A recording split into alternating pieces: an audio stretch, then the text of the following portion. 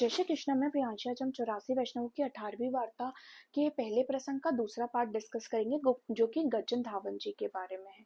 गजन धावन जी श्री चंद्रावली जी की सखी शुभ आनना जी हैं और प्रसंग इस प्रकार है। जब नवनीत प्रिया जी ने श्री ठाकुर जी ने गजन धावन जी से बोला कि तुम मुझे आप श्री के पास लेकर चलो और तुम भी मेरे साथ ही चलो।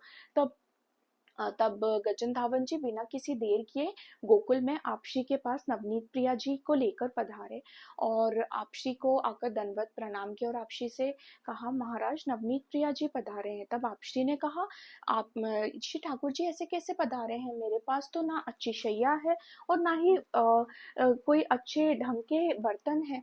तब गजन धावन जी ने आपशी से कहा, महाराज नवनीत प्रिया जी की ऐसी ही इच्छा है। तब आपशी के पास जो भी सामग्री थी उसे सिद्ध करके श्री ठाकुर जी का भोग बनाया, श्री ठाकुर जी को भोग लगाया और अपने श्रीअंगों पर इत्र सौंधा इत्र लगाया और श्री स्वामिनी जी के भाव से अब श्री ठाकुर जी को अपने साथ ही पढ़ाया। फिर दूसरे दिन मर्यादा रखते हुए किसी को आज्ञा दी कि वे छोटा सा शैया बनवाए। फिर श्री ठाकुर जी को उस शैया पर पढ़ाया। तब श्री ठाकुर जी ने कहा, मैं इस शैया पे नहीं पढ़ूंगा, मैं तो तुम्हारे साथ ही पढ़ूंगा, ये शैया छोटी है, मेरे पैर नीचे लटकते हैं।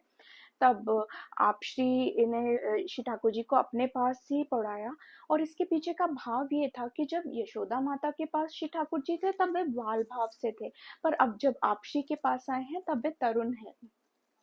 और तो दूसरे दिन आप श्री ने बड़ी शैया बनवाई। तब श्री ठाकुर जी को उस बड़ी शैया के ऊपर पढ़ाया। तब श्री ठाकुर जी ने कहा, मैं इस बड़ी शैया पे नहीं पढ़ूंगा, मैं तो तुम्हारे साथ ही पढ़ूंगा। तब आप श्री ने कहा, महाराज आपके सारे साज सिंगार सारे सामान श्री स्वामिनी जी के भाव के से आपके पास ही हैं और हमें इतनी मर्यादा रखनी पड़ेगी, नहीं तो इससे देवी जीवों का कल्याण नहीं होगा। फिर श्री ठाकुर जी मानकर नवनीत प्रिया जी अपनी शैया पर ही पड़े।